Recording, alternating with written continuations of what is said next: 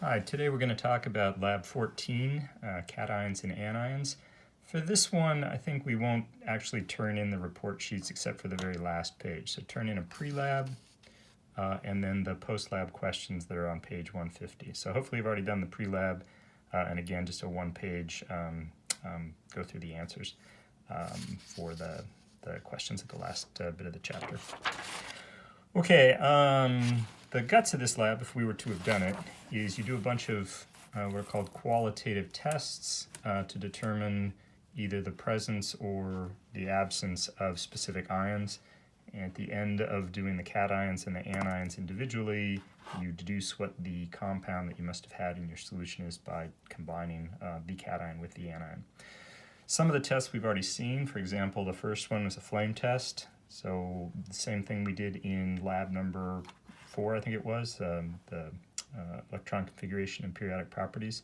So you would take a small amount of sample, put it in the hot Bunsen burner flame, and just see what the colors were. So if you remember those, sodium was sort of an orange, potassium is kind of a fading purple, and calcium was an intense red. So if we saw one of those colors in your unknown, you'd be able to say, oh, look, it must be calcium because it was red, for example. For some of the cations, there's a second test. So for calcium, we might have seen it red in the flame test, but then there's a second test called the oxalate test, where you combine the calcium, or rather either the calcium known solution or your unknown solution, with oxalate ions, and the presence of calcium results in insoluble calcium oxalate crystals. They're not super easy to see, but it's a pretty diagnostic test. The ammonium ion is sort of a fun one. There's two ways that we do this. We take the ammonium and we make the solution a little bit basic, and what happens there is the ammonium ion plus base gives us ammonia plus water. And this ammonia can be made to come off as a gas, and then we can either smell it, which is the more sensitive test, or you can get it to recondense onto another surface that you can then test for kind of the reverse reaction, where the ammonia would react with water and give us base, and we test that with litmus paper. And then lastly, we have the iron test, and this test involves taking iron ions, which by themselves are very, very pale yellow, and colorless thiocyanate, which is SCN-.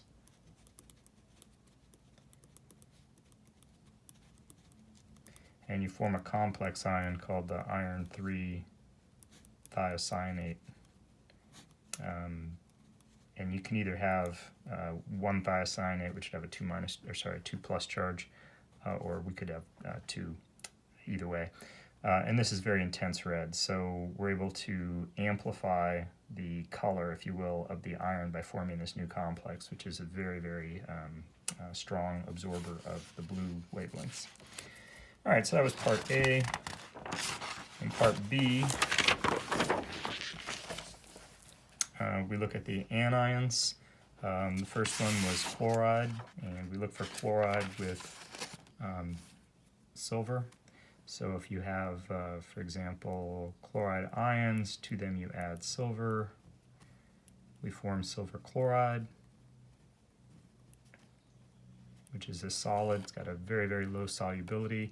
The problem here is that silver can also form precipitates with other things. So if we had sulfate or phosphate in there, we could also form, let's do it as a sulfate.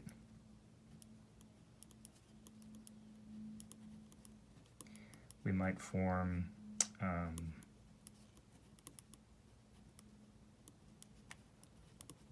silver sulfate, and that would confuse us because both of them are going to be white precipitates, and we wouldn't be able to say then which it is. But if we add acid to the silver chloride, nothing happens. So again, there's no back reaction with acid with silver chloride.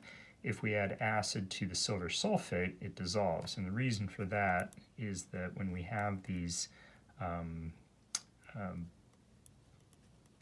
bivalent anions, such as sulfate, if we let that react with any acid, we can form the H SO4 minus. So it's a sulfate. So we have a proton with a positive 1 charge and a sulfate with a -2 charge. That can result in this what's called bisulfate with the hydrogen sulfate ion, which would then redissolve the silver sulfate. So a lot of these tests have that backup test that we can look at.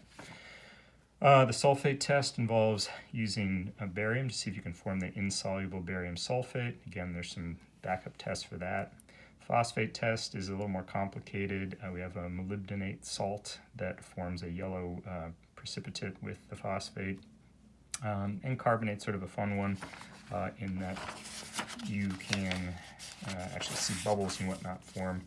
And the carbonate test is a indicative test of a lot of different gases that might form. So with the carbonate, what we do is we add acid, and that gives me briefly something called carbonic acid, which immediately falls apart to give H2O and CO2. And so the first part of the test is that we see that when we acidify a carbonate solution, we get fizzy bubbles coming off instantly. And then we do a kind of a second test just to sort of verify that the gas coming off was CO2. And the issue is that the gases that typically come out of chemical reactions might be CO2, might be O2, or might be hydrogen. And the test that's done, the flame test, has very different results with these. If we have CO2, the flame goes out. If you have oxygen, the flame burns much more brightly. And if you happen to have hydrogen, usually there's a pop or a whoosh as the hydrogen burns. So the possibility of what ion you had, the only one that we could have in this test was carbonate, so any bubbles at all tell us that. But the rest of the test with the flame is to get a little experience with the flame test, which again is useful in very quickly determining the identity of 3 colorless and odorless gases. All right, so what was supposed to happen then is that we figured out our cation and our anion for your unknown. So part A was the cation, part B was the anion, and then down here in part C, we just string them together like it's a homework problem. Typically in our lab, we don't do part D. Can be fun, but usually when we take actual consumer products, there's so much competition from other things, it just confuses issues. All right, so there you have it. Again, we won't bother having you do this lab as an actual do the lab, but just for practice, let's do the report sheet. So your job is to, again, go through and from the information that's in the lab, answer these questions. So for example, question 1 is kind of an open-ended one, but question 2, we'd say, oh, okay, what are the tests that allow the determination of sodium versus calcium? And looking back, again, in the very first part with the cations, you can deduce what test would be appropriate, and ideally even go further and say what the results of that test would be. And that'll be true for the rest of the lab as well. So again, just turn in this page, take a photo of it and submit it, and we'll call that a day for this experiment.